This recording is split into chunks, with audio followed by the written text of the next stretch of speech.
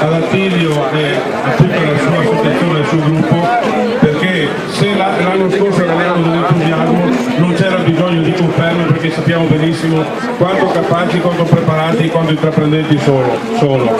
Ma lo dimostra la situazione odierna, nonostante le difficoltà meteorologiche, nonostante ogni tipo di difficoltà che si incontra nell'organizzazione, sono sempre attenti, presenti e vediamo benissimo come funzionano le cose quest'oggi. Pertanto grazie a Russega per questo evento che continua da 38 anni e che è la vetrina del nostro territorio, insieme alla festa della fragola che ci sarà la domenica prossima.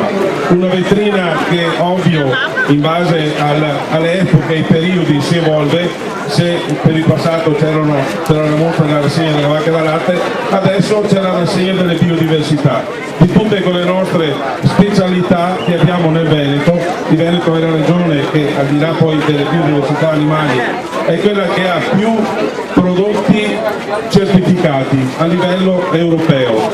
Dobbiamo difendere questi prodotti, dobbiamo difendere le nostre particolarità, non solo con mostre, facendo conoscere alla gente, facendo passare quel cambio culturale che già sta passando nei consumatori, ma dobbiamo difendere a livello nazionale e anche a livello europeo.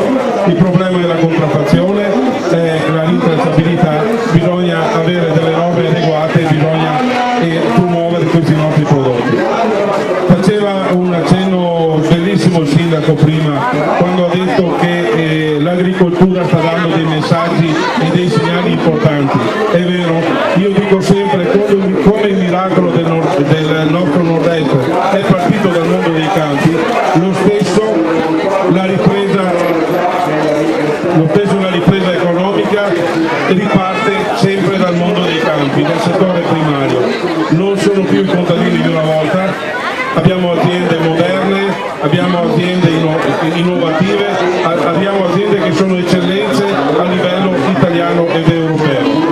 Però queste aziende sono quelle che, nonostante le difficoltà, hanno continuato ad investire, hanno insediato tantissimi giovani.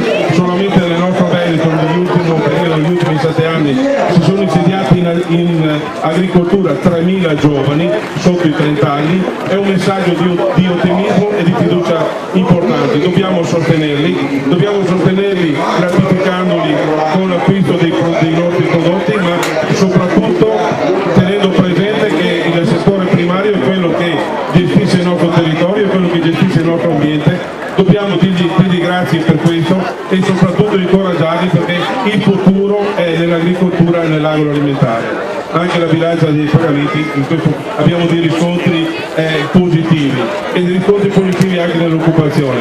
Pertanto continuiamo con queste manifestazioni che sono la vetrina, con queste e tante altre, e sicuramente Russega si farà valere anche in futuro. Grazie di tutto.